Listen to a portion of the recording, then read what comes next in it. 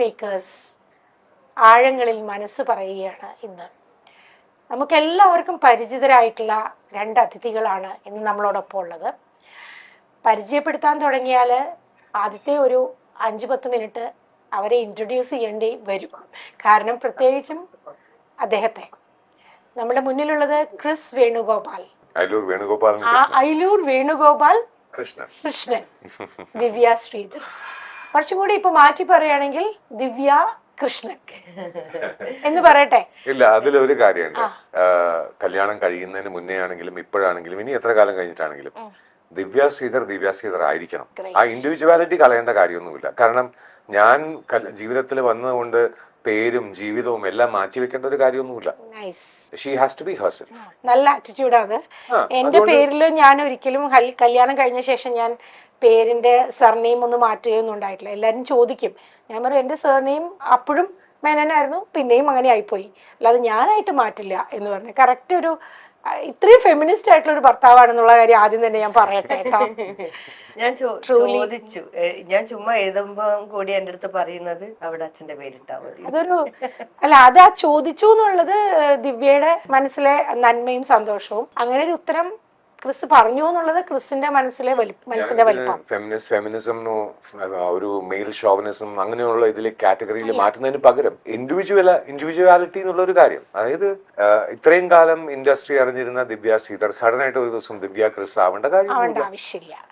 ദിവ്യ ശ്രീധറായിട്ട് തന്നെ നിങ്ങൾ പ്രേക്ഷകർ അറിയേണ്ട കുറെ കാര്യങ്ങളുണ്ട്. നമ്മൾ വെറുതെ ഒരു രസത്തിനോ അല്ലെങ്കിൽ മറ്റുള്ളവരുടെ ജീവിതത്തിലേക്ക് എത്തി നോക്കുന്ന സ്വഭാവക്കാരായിട്ടുള്ളവര് ഉണ്ടാവാം, ഈ സോഷ്യൽ മീഡിയയിൽ ഉണ്ടാവും. അവര് ആ വാക്കുകൾ ഉപയോഗിക്കുമ്പോൾ, പല വാക്കുകളും ഉപയോഗിക്കുമ്പോൾ അതെങ്ങനെയാണ് അവരെ നോവിക്കുന്നത് അല്ലെങ്കിൽ എങ്ങനെയാണ് അവരത് എടുക്കുന്നത് എന്നുള്ളത് വളരെ വലിയൊരു കാര്യമാണ്. ശരിയല്ലേ ക്രിസ്? ഇതില് നമ്മള് പൊതുവെ വീട്ടിലൊക്കെ സംസാരം ഉണ്ടാവുമ്പോ ആരെങ്കിലൊക്കെ പറയും, അവൻ പണക്കാരനായത് എങ്ങനെയാണെന്നറിയാം, അവൻ റോഡിൽ നിൽക്കുമ്പോൾ വഴിയിൽ നിന്ന് ഒരു പെട്ടി കിട്ടി, ആ പെട്ടിക്കകത്ത് മുഴുവനും ഗോൾഡ് ബിസ്ക്കറ്റ് ആയിരുന്നു, അവൻ ഓവർനൈറ്റ് അവൻ പണക്കാരൻ. അപ്പൊ ഞാൻ ചോദിക്കാറുള്ളത്, നിങ്ങൾ റോഡിൽ പോയി നിൽക്കൂ, എവിടെയാണോ ഈ പെട്ടി വീഴുന്നത് അവിടെ പോയി നിൽക്കൂ, എന്നിട്ടായി കാണിക്കൂ. കാരണം there is a story of struggle between that. ഈ പെട്ടി കിട്ടി എന്ന് പറയുന്ന ആള് എത്ര കഷ്ടപ്പെട്ടു എന്ന് നമുക്കറിയില്ല. അപ്പൊ പച്ചയ്ക്ക് പറയും അവൻ കള്ളക്കടത്തി, എന്നാ ധൈര്യം ഉണ്ടെങ്കിൽ അതൊന്ന് ചെയ്ത് കാണിക്കും. അപ്പൊ അതേപോലെ ഞാൻ കല്യാണം കഴിച്ചു എന്നുള്ളത് എന്റെ വ്യക്തി ജീവിതം ആൾക്കാർക്ക് കുറ്റം പറയാണെന്നുണ്ടെങ്കിൽ ഞാൻ വരുന്നതിന് മുന്നേ എത്രയോ അവസരങ്ങൾ ഉണ്ടായിരുന്നു. എന്തുകൊണ്ട് ദിവ്യയോട് ആരും ചോദിച്ചില്ല കല്യാണം കഴിച്ച ഒരു ജീവിതം തരാമെന്ന്? എന്തുകൊണ്ട് പറഞ്ഞില്ല? ആ പറയാൻ ധൈര്യമില്ലാത്തവരെ കമന്റ് ചെയ്തിട്ട് എനിക്ക് I don't really think that I should even look at it. കാരണം അവർക്ക് മലയാളികൾ പൊതുവെ ആർക്കെങ്കിലും എന്തെങ്കിലും ഒരു വിഷമം വന്നു കഴിഞ്ഞാൽ അയ്യോ അയ്യോ അയ്യോ എന്നൊക്കെ പറയും. പക്ഷെ അവർക്കൊരു നല്ലത് വന്നു കഴിഞ്ഞാൽ ഒരു സ്കെപ്റ്റിക്കൽ ആയിട്ടാണ് പിന്നെ അതിനെ കാണുന്നത്. ഡയലോഗ് മാറുന്നില്ല. ഇതിപ്പോ ഞാൻ എപ്പോഴും പറയാറുണ്ട്, കല്യാണത്തിന് മുന്നേ കാമുകയും കാമുകനും പപ്പി എന്ന് വിളിക്കുന്നത് കല്യാണം കഴിഞ്ഞാൽ ആ പട്ടി എന്ന് വിളിക്കുന്നത് ഒന്ന് തന്നെയാണ്. കാരണം മൃഗം മാറുന്നില്ല. അതേപോലെ വിഷമം വന്നു കഴിഞ്ഞാൽ അയ്യോ അയ്യോ എന്ന് പറയുന്നത് നന്നായി കഴിഞ്ഞാൽ അയ്യോ അയ്യോ എന്ന് പറഞ്ഞ അതേ വേർഡ് തന്നെ, ആർക്കും സഹിക്കാൻ പറ്റില്ല. അതെ, ക്രിസിനെ കുറിച്ച് പറയുമ്പോൾ ഒരുപക്ഷെ പല ഇന്റർവ്യൂവിൽ ഇതൊന്നും പറഞ്ഞിട്ടുണ്ടാവില്ല. എനിക്ക് ക്രിസിനെ പേഴ്സണലായിട്ട് കഴിഞ്ഞ ഒരു 20-ലേറെ വർഷക്കാലമായിട്ട് മോർ ദാൻ 25 years എന്ന് വേണമെങ്കിൽ അറിയാം. ക്രിസ് എന്താ പറയാ, അന്ന് ലോ കഴിഞ്ഞിട്ടാണോ റേഡിയോക്ക് പോകുന്നതിന് മുന്നെയാണ് ദുബായിലേക്ക് റേഡിയോയിലേക്ക് പോകുന്നതിന് മുമ്പുള്ള ക്രിസ്. എഞ്ചിനീയറിംഗും ഒരു PGDPM മാത്രം കഴിഞ്ഞ സമയത്തുള്ള ക്രിസിനെയാണ് എന്റെ ഓർമ്മ. ആ ഓർമ്മയിലുള്ള ക്രിസിന് അതിമനോഹരമായിട്ട് ലാംഗ്വേജ് ഉപയോഗിക്കുന്ന, ഇംഗ്ലീഷും മലയാളവും ഹിന്ദിയും തമിഴും ഒക്കെ നന്നായി ഉപയോഗിക്കുന്ന നല്ല അവതാരകൻ. അതുപോലെ തന്നെ വോയിസ് കോച്ച് അല്ലെ, വോയിസ് കോച്ചിങ് ചെയ്തിരുന്നു. അതിനുശേഷം ഹിപ്നോതെറാപ്പി പഠിച്ചില്ലേ അല്ലേ? എന്റെ ഓർമ്മ ശരിയാണെങ്കിൽ ഹിപ്നോതെറാപ്പിസ്റ്റ് ആയി. പിന്നീട് ലോ പഠിച്ച് ലിറ്റിഗേഷൻ, അതായത് നിയമജ്ഞനായി, വക്കീലായി. നിയമജ്ഞനും വക്കീലും രണ്ടാണ്. വക്കീൽ പ്രൊഫഷനും ചെയ്തു. ഇങ്ങനെ പല മേഖലകളിൽ ക്രിസ് എൻഗേജ്ഡ് ആയിരുന്നു. ദിവ്യക്ക് അറിയാമായിരിക്കും ഇതൊക്കെ, പക്ഷെ പ്രേക്ഷകർക്ക് പലർക്കും ഇത് അറിയില്ലായിരിക്കാം. ക്രിസിനെ പെട്ടെന്ന് ഇപ്പൊ എല്ലാവരും കാണുമ്പോൾ ഇന്ന സീരിയലിൽ അഭിനയിക്കുന്നയാൾ, ഇന്ന കാര്യത്തിൽ മോഡൽ ചെയ്ത ആള് എന്ന് മാത്രമായിരിക്കും പറയാം. പക്ഷെ ക്രിസ് എന്ന് പറയുന്ന വ്യക്തിയുടെ കൂടെ എഴുതി ചേർക്കാനായിട്ടുള്ള ഡിഗ്രികളുടെയും അതുപോലെ തന്നെ ടാലന്റുകളുടെയും സ്കില്ലുകളുടെയും ഒരു നീണ്ട നിരയുണ്ടെന്നുള്ളത് പലർക്കും അറിയില്ല. ഒരു ഡിഫറൻസും കൂടെ ആഡ് ചെയ്യാം. ഡിഫറൻസോ? കാരണം ആർക്ക് വേണമെങ്കിലും ഒരു ഡിഗ്രിയോ സർട്ടിഫിക്കേഷനോ ഡിപ്ലോമയോ എല്ലാം എഴുതിയെടുക്കാം. അതൊന്നും വലിയ കാര്യമല്ല.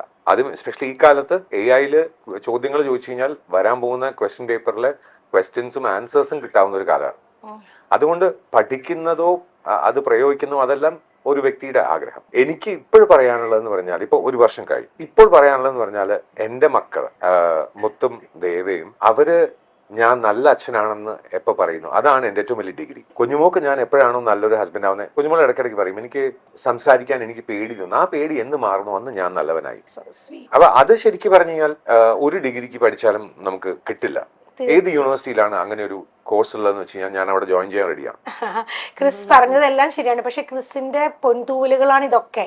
പക്ഷെ അതിലപ്പുറത്തേക്ക് ഒരു മനുഷ്യനായി നിന്നുകൊണ്ട് നല്ല ഭർത്താവുക, നല്ല അച്ഛനാവുക, ആത്യന്തികമായിട്ട് നല്ല മനുഷ്യനാവുക എന്നുള്ളതാണല്ലോ ഏറ്റവും വലുതെന്നാണ് ക്രിസ് പറഞ്ഞത്. കഴിഞ്ഞ ഇന്റർവ്യൂവിൽ ഞാൻ കുഞ്ഞുമോളുടെ അടുത്ത് ഒരു കാര്യം പറഞ്ഞിട്ടുണ്ടായി. നമ്മൾ നല്ല കാര്യങ്ങൾ 20 ദിവസം ഓർമ്മ നിൽക്കും, വിഷമങ്ങൾ 20 വർഷം ഓർമ്മ നിൽക്കും. അപ്പൊ എല്ലാ 20 ദിവസവും എന്തെങ്കിലും നല്ലത് ഞാൻ ചെയ്തുകൊണ്ടിരുന്നാലേ 20 വർഷം കഴിയുമ്പോൾ ഇന്നത്തെ വിഷമങ്ങൾ മാറി എന്റെ ലൈഫിൽ നല്ലതുണ്ടായി എന്ന് തോന്നുള്ളൂ. അപ്പൊ ഈ 20 ദിവസത്തിൽ ഒരു പുതിയൊരു സർപ്രൈസ് ഉണ്ടാക്കാൻ ശ്രമിക്കുക എന്നുള്ളത് ഇറ്റ് ഇസ് ടെനുവസ്. പക്ഷെ അത്രയും ആഗ്രഹങ്ങൾ കുഞ്ഞുമോക്ക് ഉണ്ടെന്ന് അറിയുമ്പോൾ ഒരു സമാധാനമുണ്ട്.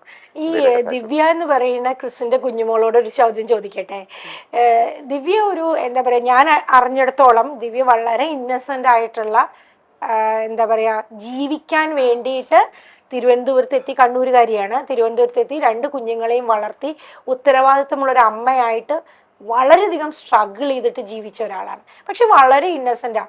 അപ്പൊ ഞാൻ ചിലപ്പോൾ ആലോചിക്കാറുണ്ട്, സെറ്റിലൊക്കെ ഇരിക്കുന്ന സമയത്ത് ഞാനൊരു കാര്യം പറയട്ടോ. സെറ്റിലൊക്കെ ഇരിക്കുന്ന സമയത്ത് ദിവ്യ സംസാരിക്കുമ്പോൾ തന്നെ ദിവ്യ എല്ലാവരോടും ആ ഒരു റെസ്പെക്റ്റിലാണ്. എവിടെയോ ദിവ്യക്ക് ഉള്ളിലൊരു തോന്നലുണ്ടായി, അയ്യോ എനിക്ക് ഇവരുടെ അത്രയും ഉള്ള ഒരു ഇന്റലിജൻസ് ഇല്ലേ, അല്ലെങ്കിൽ ഇവരെ പോലെ ഇല്ലേ ദിവ്യ, സത്യമല്ലേ ഞാൻ പറയണേ, അങ്ങനെ ഒരു തോന്നല് കുട്ടിക്കുണ്ടായിരുന്നു. അപ്പോൾ അത് എല്ലാം കഴിഞ്ഞ് ഞാൻ 50 എപ്പിസോഡ് ഞാൻ സീരിയലിന് ഞാൻ നിർത്തിയിട്ട് ഇങ്ങോട്ട് പോന്നു. പിന്നെ ദിവ്യ കല്യാണം കഴിക്കുന്നത് കാണുന്നത് നമ്മളെല്ലാവരും ഒരുപാട് റെസ്പെക്ട് ചെയ്യുകയും ഇഷ്ടപ്പെടുകയും അത്ഭുതത്തോടെ നോക്കി കാണുന്ന ചെയ്യുന്ന ഒരു പേഴ്സണാലിറ്റിയാണ്. അപ്പൊ ഈ ഒരു വ്യക്തിയെ പരിചയപ്പെട്ട കഥ എനിക്ക് ചോദിക്കാനുണ്ട്. അതിനു മുമ്പ് ഈ വിവാഹത്തിലേക്ക് എത്തുമ്പോൾ തീരുമാനം എടുത്തല്ലോ, ഇത്രയും ഇന്റലിജന്റും ഔട്ട് ഗോയിങ്ങും കാര്യങ്ങളൊക്കെ അറിയുന്ന ഒരാളെ കല്യാണം കഴിക്കുമ്പോൾ അയ്യോ ഞാൻ ഇയാൾക്ക് എങ്ങനെയായിരിക്കും ചേരുക എന്നൊരു കൺഫ്യൂഷൻ ഉണ്ടായിരുന്നു ദിവ്യക്ക്. അതൊന്ന് പറയോ? അതല്ല, ഞാന് അതിന് മുന്നേ ഞാൻ പല സെറ്റിലും ഞാൻ ഫ്രണ്ട്സുകളോടൊക്കെ പറഞ്ഞ് എല്ലാ ഇന്റർവ്യൂവിലും ഞാൻ പറഞ്ഞിട്ടുണ്ട്, എനിക്ക് കുറച്ച് മെച്ചുവേർഡായിട്ട് അല്ലെങ്കിൽ എന്താണ് കുറച്ച് നമ്മളെ ഏച്ചിക്ക് ഇപ്പൊ എന്നെ അറിയാം, സെറ്റിൽ ഉണ്ടാവുന്ന ഞാൻ എങ്ങനെ ആയിരുന്നു അറിയാം. ഒരു എന്താണ് ഒന്ന് രാത്രി ആവുമ്പോൾ എങ്ങനെ വീട്ടിലെത്തിപ്പെടാം എന്നറിയുന്ന എനിക്ക് ഓർമ്മയുണ്ട് ദിവ്യ. എനിക്ക് പ്രേക്ഷകരോട് പറയാനുള്ള മനസ്സിനക്കരെ എന്ന് പറയുന്ന സീരിയൽ ചെയ്യുന്ന സമയത്ത് ഇങ്ങനെ ആരും പറഞ്ഞിട്ടുണ്ടാവില്ല ഇന്റർവ്യൂ ചെയ്തവര്. ദിവ്യ വൈകുന്നേരം ഒരു 4:30 കഴിഞ്ഞാല് ദിവ്യ ആകെ സ്ട്രെസ്ഡ് ഔട്ട് ആവും. എന്താ വെച്ചാല് ദിവ്യയുടെ മകൻ സ്കൂളിൽ നിന്ന് വരും. അന്ന് അവന് എത്ര വയസ്സാണ്? 5 വയസ്സ് അല്ലെ, 4-5 വയസ്സ്, അത്രേ ഉള്ളൂ, 4-5 വയസ്സ്.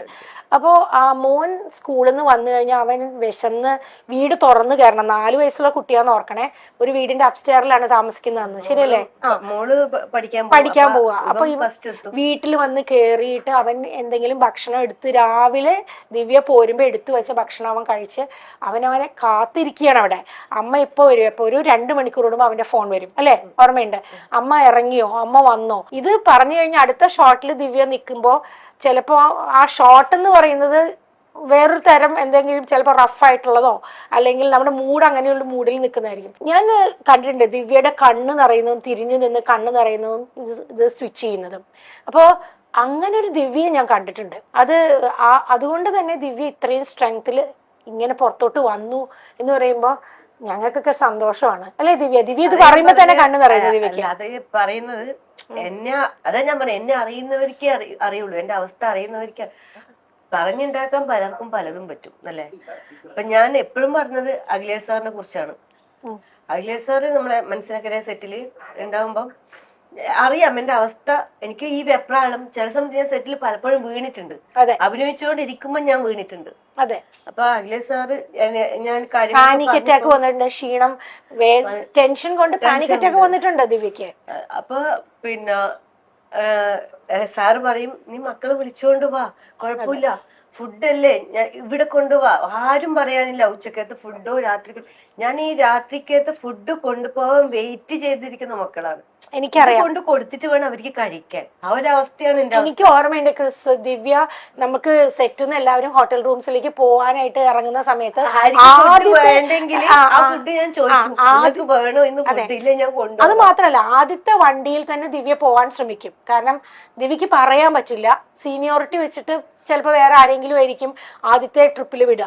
പക്ഷെ ദിവ്യ ഇങ്ങനെ പറയും, എന്നെ ഒന്ന് വിടാമോ, ആർക്കാണ് ഫുഡ് വേണ്ടാത്തത്, ആ ഫുഡും കൂടി എനിക്ക് തന്നേക്കും എന്ന് പറയുമ്പോൾ ഒരമ്മ കുഞ്ഞുങ്ങൾക്ക് വേണ്ടിയിട്ടാണ് അത് പറയുന്നത് മനസ്സിലാക്കാൻ എല്ലാവർക്കും ചിലപ്പോൾ പറ്റിയെന്ന് വരില്ല. പക്ഷെ നമ്മുടെ സെറ്റിൽ അത് മനസ്സിലാവുമായിരുന്നു. പക്ഷെ അങ്ങനെ മക്കളെ നോക്കിയ ഒരു അമ്മയാണിത്. അത് നിങ്ങൾ ആരെങ്കിലും അറിയുന്നുണ്ടോ? അതുകൊണ്ടാണ് പറയുമ്പോ എനിക്ക് അത്ര പൊള്ളുന്നത്. അതെ, എന്തെങ്കിലും പറയുമ്പോ പൊള്ളുന്നത് അതുകൊണ്ടാണ്. രണ്ട് രീതിയിലും. ഇപ്പോ സോറി, മക്കളെ ആരെങ്കിലും എന്തെങ്കിലും പറഞ്ഞാൽ, അത് ഞാനാണെങ്കിൽ പോലും അവരുടെ നന്മയ്ക്ക് ഞാൻ പറയുമ്പോൾ പോലും ഈ പരുന്തിൽ നിന്നും അമ്മക്കോഴി കുഞ്ഞുങ്ങളെ രക്ഷിക്കാൻ പോണ പോലെ കവറപ്പ് ചെയ്യാൻ വരുന്ന ദിവ്യ എനിക്കറിയാം. അത് ഇപ്പോഴും അപ്പൊ അതിലെനിക്ക് സന്തോഷമേ ഉള്ളൂ. എന്റെ കുട്ടികൾക്ക് അമ്മ എന്ന് പറഞ്ഞാൽ അത്ര നല്ല അമ്മയാണെന്ന് എനിക്കൊരു ധൈര്യം ഉണ്ടാവും. എന്ത് വന്നാലും അവരെ നോക്കാൻ അമ്മയുണ്ട്. അപ്പൊ ഞാൻ കൂടെ നിന്നാ മതി, ഒരു സപ്പോർട്ടായിട്ട് നിന്നാ മതി എന്നുള്ള ധൈര്യം. തീർച്ചയായിട്ടും ക്രിസ് ബയോളജിക്കൽ ഫാദർ ആയതുകൊണ്ട് മാത്രം അച്ഛനാവില്ല. അതൊരിക്കലും അത് എനിക്ക് വിശ്വാസമില്ല. ഇല്ല, എനിക്കത് നന്നായിട്ട് അറിയാം. കാരണം ഞങ്ങള് കല്യാണത്തിന് മുന്നേ എന്റെ ഒരു സ്റ്റുഡന്റ് എന്നെ അപ്പാന്ന് വിളിച്ചിരുന്നത് അത് അത്രത്തോളം ആത്മാർത്ഥ. ഇപ്പോഴും അങ്ങനെ തന്നെയാണ്, അതിന് മാറ്റമൊന്നുമില്ല. അപ്പോ ഒരു ഫാദർ ഫിഗർ എന്ന് പറയുന്നത് മനസ്സുകൊണ്ട് അച്ഛനാവാൻ കഴിയണം. ഇപ്പോ എല്ലാ പുരുഷന്മാരുടെയും മനസ്സിനകത്ത് ഒരു അമ്മയും കൂടിയുണ്ട്. അപ്പോ ചില സമയത്ത് കുഞ്ഞുമോള് സ്ട്രെസ്ഡ് ആണെന്ന് പറയുമ്പോൾ കുഞ്ഞുമോളുടെ ഒരു അമ്മയുടെ സ്ഥാനത്ത് നിന്ന് ശരിക്കും പറഞ്ഞാൽ എനിക്ക് ചിന്തിക്കാൻ പറ്റും. ആ ഒരു ധൈര്യം എനിക്ക് എന്തായാലും എന്റെ ഭാഗത്തു നിന്നുണ്ട്. അത് കുഞ്ഞുമോക്ക് അത് മനസ്സിലാവാൻ ചിലപ്പോൾ ഇനി വർഷങ്ങൾ എടുത്തെന്ന് വരും. I don't know. അത് സാരില്ല, അത് മനസ്സിലായില്ലെങ്കിലും കുഴപ്പമില്ല അല്ലേ? അപ്പൊ അതില് മക്കളെ പ്രൊട്ടക്ട് ചെയ്യുന്ന ആ അമ്മയ്ക്ക് എന്താണ് ആവശ്യം? ശരിക്കും പറഞ്ഞാൽ ഒരു സപ്പോർട്ട് മതി. അതായത് ദേ കണ്ടോ ഇവരിങ്ങനെ ചെയ്യുന്നു എന്ന് പറയുക. അതായത് മക്കൾ വലുതാവുമ്പോൾ അവർ മനസ്സിലാക്കില്ല അമ്മയ്ക്കെതിരെ സംസാരിച്ചു കഴിഞ്ഞാൽ അമ്മ തകർന്നു പോകുന്നുള്ളത്. അപ്പൊ എന്റെ ഇതിൽ പോലും ഞാൻ പല സമയത്തും അമ്മയുടെ അടുത്ത് വഴക്കുണ്ടാക്കി കഴിഞ്ഞാൽ എനിക്കറിയാം അമ്മയുടെ മനസ്സ്. 10 മിനിറ്റ് കഴിയുമ്പോൾ ഞാൻ എന്തെങ്കിലും വിളിച്ച് കളിയും ചിരിയൊക്കെ പറഞ്ഞ് ഞാൻ അതങ്ങ് സോൾവ് ചെയ്യും. അപ്പൊ അത് മക്കൾക്കത് മനസ്സിലാവാനുള്ള പ്രായമായിട്ടില്ല. 19 വയസ്സും 10 വയസ്സും എന്നൊക്കെ പറയുന്നത് കൊച്ചു കുട്ടികളാണ് അവര്. അപ്പൊ ആ സമയത്ത് ഞാൻ കൂടെ ഉണ്ടാവണം എന്നൊരു ആഗ്രഹമുണ്ട്. പലപ്പോഴും work does not allow me. കാരണം എനിക്ക് എന്റെ കുടുംബം നോക്കണം എന്നുള്ള ഈ ഓട്ടത്തിനിടയിൽ ആ ഇൻസ്റ്റന്റിൽ ചിലപ്പോൾ എനിക്ക് ഉണ്ടാവാൻ പറ്റില്ല. ചിലപ്പോൾ ഞാൻ ഫോണിൽ വിളിച്ചിട്ട് എന്താ കുഞ്ഞുങ്ങളെ ഓക്കെ ആണോ എന്ന് ചോദിക്കുമ്പോൾ എനിക്കറിയാം ഓക്കെ അല്ലാന്നോ. അതെനിക്ക് കണ്ണിൽ കണ്ടാ അറിയാം. അതുകൊണ്ട് ഇപ്പൊ നോക്കിക്കഴിഞ്ഞാലും കോൾ ലോഗിൽ നോക്കിക്കഴിഞ്ഞാൽ കൂടുതലും വീഡിയോ കോൾ ആയിരിക്കും. കാരണം ഞാൻ വീഡിയോ കോളിൽ വിളിച്ചിട്ട് എനിക്ക് കണ്ണ് കണ്ടു കഴിഞ്ഞാൽ എനിക്കറിയാം ഓക്കെ ആണോ അല്ലേന്ന് അറിയാം. അപ്പൊ ചില സമയത്ത് ഇങ്ങനെ മുടിയൊക്കെ ചെയ്യും, ഞാൻ റെഡി ആയിക്കൊണ്ടിരിക്കാം, വെറുതെയാ. അപ്പൊ അത് ആസ് എ പേഴ്സൺ എനിക്കത് മനസ്സിലാവും. ബാക്കില് കുട്ടികൾ രണ്ടുപേരും ഇങ്ങനെ ഇരിക്കുന്ന കറക്റ്റുണ്ടായോ ശരി. അപ്പൊ I am really in A family. ഞാനൊരു അച്ഛനാണ്, എനിക്ക് എന്റെ ഫാമിലിയുടെ റെസ്പോൺസിബിലിറ്റി ഉണ്ട്. നാട്ടുകാർ എന്ത് പറഞ്ഞാലും എനിക്ക് അതിന് സമയമില്ല. കാരണം എനിക്ക് എന്റെ കുടുംബം നോക്കണം. അതുകൊണ്ട് നാട്ടുകാർ എന്ത് വേണേ പറഞ്ഞോട്ടെ. അവരുടെ ഈ കുഞ്ഞുങ്ങൾ എന്ന് പറയുന്നത് വളരെ ഒരു ഡെലിക്കേറ്റ് ആയിട്ടുള്ള ഒരു കാര്യം. കാരണം അവർക്ക് അതുവരെ, അതായത് ക്രിസ് അവരുടെ ലൈഫിലേക്ക് അച്ഛനായിട്ട് വരുന്നത് വരെ ഒരുപാട് കാലം അവർക്ക് അമ്മ മാത്രമായിരുന്നു, അച്ഛനും അമ്മയും. അല്ലേ ദിവ്യ? അച്ഛനും അമ്മയും അവർക്ക് ആഗ്രഹം ഉണ്ടാവില്ലേ? ആഗ്രഹം. പക്ഷെ അതേ സമയം തന്നെ ഞാനിത് നെഗറ്റീവായിട്ടല്ല, ഒരു പേടി ഉണ്ടാവും. ഞാൻ തുറന്നു പറയാട്ടോ. ഇപ്പൊ പുതിയൊരാള് അമ്മയുടെ സ്നേഹം ഷെയർ ചെയ്യാനായിട്ട് ഒരാൾ വരുന്നു, അങ്ങനെ സാധാരണ എന്റെ മക്കളുടെ കാര്യം ഞാൻ പറയാം. എന്റെ മക്കൾക്ക് ഞാൻ കുഞ്ഞുമോളെ ഹേർട്ട് ചെയ്യുമോ എന്നുള്ള പേടിയാണ്. കാരണം അവര് കുഞ്ഞിനെ പോലെ നോക്കി നടക്കുന്ന അമ്മയാണ്. അവർ രണ്ടുപേരും ഒരു കുഞ്ഞിനെ പോലെ നോക്കുകയാണ് അമ്മേനെ. അപ്പൊ ഞാൻ കാരണം എങ്ങാനും ഞാൻ വിഷമിപ്പിക്കുന്നുണ്ടോ എന്ന് നോക്കി ആ സമയത്ത് എന്നെ അറ്റാക്ക് ചെയ്യാൻ റെഡി ആയിട്ട് നിൽക്കുന്ന മക്കളാണ്. പക്ഷെ അതിൽ I am very proud of my children. അതെ ദിവ്യ, ഇപ്പൊ ക്രിസ് ഇത് പറഞ്ഞു, ദിവ്യയെ സംബന്ധിച്ചിടത്തോളം ദിവ്യക്ക് എല്ലാം ഈ 2 മക്കളായിരുന്നു. അപ്പോൾ ദിവ്യക്ക് ഒരു കൺഫ്യൂഷൻ ഉണ്ടായിരുന്നു. വിവാഹം കഴിക്കാം, എനിക്കൊരു നമുക്കറിയാം നമ്മുടെ ഇൻഡസ്ട്രി, ഏത് ഇൻഡസ്ട്രിയും അങ്ങനെയാണ്. എല്ലാം സിനിമ എന്ന് പറയണോ സീരിയൽ എന്ന് പറയുന്ന ഇൻഡസ്ട്രി മോശമാണെന്നോ അല്ലെങ്കിൽ IT എന്നുള്ളതാണെന്നല്ല, അങ്ങനെയൊന്നും പറയില്ല. എല്ലാ ഇൻഡസ്ട്രിയിലും എല്ലാ തരത്തിലുള്ള ആൾക്കാരും ഉണ്ട്. പക്ഷെ നമ്മൾ പൊതുവെ കേരളത്തില് ഒറ്റയ്ക്കായി പോകുന്ന സ്ത്രീകള് എത്ര എഡ്യൂക്കേറ്റഡ് ആണെങ്കിലും എന്തൊക്കെ ഇപ്പൊ പണമുണ്ടെന്ന് പറഞ്ഞാലും എഡ്യൂക്കേഷൻ ഉണ്ടെന്ന് പറഞ്ഞാലും കരിയർ ഉണ്ടെന്ന് പറഞ്ഞാലും നമ്മളുടെ ഫെയിം നമുക്കുണ്ടെന്ന് പറഞ്ഞാലും എന്തൊക്കെ പറഞ്ഞാലും ഒറ്റയ്ക്കായിട്ടുള്ള സ്ത്രീകളെ ടാർഗറ്റ് ചെയ്യാനായിട്ട് സമൂഹമുണ്ട്. അങ്ങനെ ആ ടാർഗറ്റിന്റെ മുൾമുനയിൽ നിന്ന ഒരാളാണ് ദിവ്യ. അതുകൊണ്ട് തന്നെ നമ്മളൊരു ആളെ നമ്മുടെ സുരക്ഷിതത്വം എന്നുള്ളതിന് വേണ്ടിയിട്ടായിരിക്കും നമുക്ക് റൈറ്റ് പേഴ്സൺ. ആദ്യം ഒരു അബദ്ധം പറ്റി, ഇനി ആ അബദ്ധം ഒരിക്കലും പറ്റരുതെന്ന് വിചാരിച്ചാണ് ക്രിസ് എനിക്ക് തോന്നുന്നു ദിവ്യ ഒരുപാട് ആലോചിച്ചിട്ടായിരിക്കും ഈ ഒരു തീരുമാനത്തിലേക്ക്. അപ്പൊ ഒരു പേടി ഉണ്ടായിരുന്നോ സത്യത്തിൽ? അങ്ങനെ പറയരുത്, അങ്ങനെ പറയരുത്, ദിവ്യ പറയൂ. അല്ല, ഞാന് പറഞ്ഞില്ലേ ചേച്ചി, ഇതുപോലെ തന്നെ എനിക്ക് നമുക്ക് ഇത് ഞാൻ പറഞ്ഞ സപ്പോർട്ടിന് വേണം നമുക്ക്, അല്ലാണ്ട് നമ്മളെ മുതലെടുക്കാൻ വേണ്ടി ഒരാളെ ജീവിതത്തിലേക്ക് വരരുത്. അതുണ്ടായിട്ടുണ്ട്. അതാണ് ഞാൻ പറഞ്ഞത്. പക്ഷെ എന്താണ്, നമ്മൾ ഈ ആർട്ടിസ്റ്റ് എന്ന നിൽക്കുമ്പോ മറ്റുള്ളവരുടെ കാഴ്ചപ്പാട് വേറെയാ. നമ്മളാണെങ്കിൽ പൊട്ടന്മാര് സ്നേഹത്തിന് വേണ്ടി അല്ലേ, നമ്മൾ പെണ്ണെന്ന് പറയുന്ന വർഗം അങ്ങനെയാ. ആണുങ്ങൾ ഒരു സ്നേഹം കിട്ടാത്തവര് ഒരു സ്നേഹം ആരെങ്കിലും തരുവോ എന്ന് വെച്ചാൽ നല്ലോണം സ്നേഹിക്കണ്ടല്ലോ. അപ്പൊ നമ്മൾ പറയും, അങ്ങോട്ടേക്ക് പൈസ കൊടുത്ത് സ്നേഹിക്കലേ. എല്ലാരും അനുഭവം ഇതായിരിക്കും, പക്ഷെ ആരും തുറന്ന് പറയില്ല എന്ന് മാത്രം. അവൻ നല്ലോണം സ്നേഹിക്കണ്ടല്ലോ എന്നെ, ആടാ ഒരു 5000 ഉണ്ടാ, അയ്യോ എനിക്ക് ഇങ്ങനെ ബുദ്ധിമുട്ടാണ്, എന്താ ചെയ്യാ, അവിടെ അതിയാന്ന് കടമുണ്ടാ. അപ്പൊ നമ്മളെന്താ പറയാ, അത് നോക്കൂ, നമ്മള് കടം വാങ്ങി അങ്ങോട്ട് കൊടുക്കുക, സ്നേഹമല്ലേ കിട്ടുന്നത്, കയ്യിലെ വളയൂരി കൊടുക്കും. അതാണ് അവസ്ഥ. നമ്മള് ശരിക്കും പറഞ്ഞ പൊട്ടന്മാരായി, പെണ്ണുങ്ങളെന്ന് പറഞ്ഞ പൊട്ടന്മാരാ. അപ്പൊ ആയിക്കോട്ടെ, പൊതുവെ സത്യമാണ്, ഒരു വലിയ സ്റ്റേറ്റ്മെന്റ് ആട്ടോ, അതിന് വളരെ സിമ്പിൾ ആയിട്ട് പറഞ്ഞതാണ് ദിവ്യ. നമ്മളൊക്കെ പറയുന്ന വലിയ സ്റ്റേറ്റ്മെന്റ് ഒന്നും അല്ല, സത്യസന്ധമായിട്ടുള്ളത് പറഞ്ഞു. ഒരു കാര്യം കൂടെ പറയാം, ഒരു ഹ്യൂമൻ അത്രയേ ഉള്ളൂ. അത് പെണ്ണാവണം എന്നില്ല. ആണുങ്ങളുടെ കാര്യത്തിൽ കുഞ്ഞുങ്ങൾ എന്തൊക്കെയാണോ ലൈഫിൽ അനുഭവിച്ചിട്ടുള്ളത്, അതിന്റെ ഒരു ഓപ്പോസിറ്റ് സൈഡില് what a man can undergo, അത് ഞാൻ പോയിട്ടുണ്ട്. അത് എന്റെ അമ്മയോട് ചോദിച്ചാൽ അറിയാം. ഞാൻ വാട്ട് ഐ വെന്റ് ത്രൂ എന്നുള്ളത് എന്റെ അമ്മയ്ക്ക് അറിയാം. കുറെയൊക്കെ അമ്മ പോലും കേട്ടിട്ടില്ല, അമ്മയ്ക്ക് പോലും കേൾക്കാൻ പറ്റാതെ, അതായത് അത്രത്തോളം സ്ട്രെയിൻ അമ്മയ്ക്ക് എടുക്കാൻ പറ്റില്ല എന്ന് പറഞ്ഞിട്ട് പലപ്പോഴും ഫോൺ കട്ട് ചെയ്തിട്ടുണ്ട്. അപ്പോൾ അമ്മയ്ക്ക് അറിയാം ഇതിൽ കൂടുതലുണ്ട്, പക്ഷെ അതെന്താണെന്ന് ചോദിക്കാനുള്ള ധൈര്യം ഇല്ല എന്നുള്ളത്. അത് ക്രിസ് പറയാനും ആഗ്രഹിക്കുന്നില്ല പുറത്തേക്ക്. എന്തിന്? അതെ, പറഞ്ഞ വെറുതെ എന്തിന്? ആൾക്കാർക്ക് കാണുമ്പോ ഇവൻ ജാടയാണ്, ഇവൻ താടിയാണ്, ഇവൻ അങ്ങനെയാണ് ഇങ്ങനെയാണ് പറയണ, വെറും ഈ കോമാളിയാണെന്ന് പറയുന്നത് പറഞ്ഞോട്ടെ.